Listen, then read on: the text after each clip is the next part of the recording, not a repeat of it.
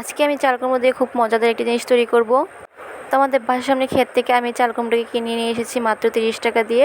আর এটা দিয়ে আজকে আমি মোরব্বা তৈরি করব। তো মোরব্বা তো আপনারা সবাই কম বেশি জেনে থাকেন, আর মোরব্বা অনেক মজার হয়, মিষ্টি একটি জিনিস। তো ফার্স্টে চাল কুমড়োটাকে আমি ছিলে এভাবে কেচে নিচ্ছি খুব ভালো করে। তো কেচে নেওয়ার পর ভিতরে যে পানিটা আছে এইভাবে বের হয়ে যাবে, আর সুন্দরভাবে কেচে নিতে হবে। তারপর একটি বোল আমি 2 চামচ খাবার চুন দিয়ে দিচ্ছি, আর এই চুনের মধ্যে আমি চাল কুমড়োগুলোকে ভিজিয়ে দিচ্ছি 3 ঘন্টার জন্য, আর ছোটো ছোটো করে কেটে নিয়েছি। তো 3 ঘন্টা পরে আমি এগুলোকে সিদ্ধ করে নিব। তো 80% সিদ্ধ করে নিতে হবে, তারপরে আমি নামিয়ে নিব। এখন আমি এগুলোকে জাল করে নেব। এখানে আমি দিয়ে দিব বেশ কিছু পরিমাণ চিনি, আর চিনি পরিমাণটা একটু বেশি দিতে হবে যেহেতু মিষ্টি জাতীয় জিনিস তৈরি করব। এখন আমি এখানে দিয়ে দেবো 2-3টা এলাচ আর দারচিনি একটু ফ্লেভারের জন্য। এখন আমি অনবরত নেড়ে যাব যতক্ষণ না পর্যন্ত পানিটা শুকিয়ে আসবে চিনির।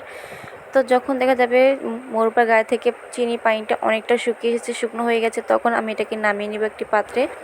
তো এখন ঠান্ডা হওয়ার আগ পর্যন্ত অপেক্ষা করতে হবে, ঠান্ডা হলে তৈরি হয়ে যাবে আমার মজাদার মোরব্বা।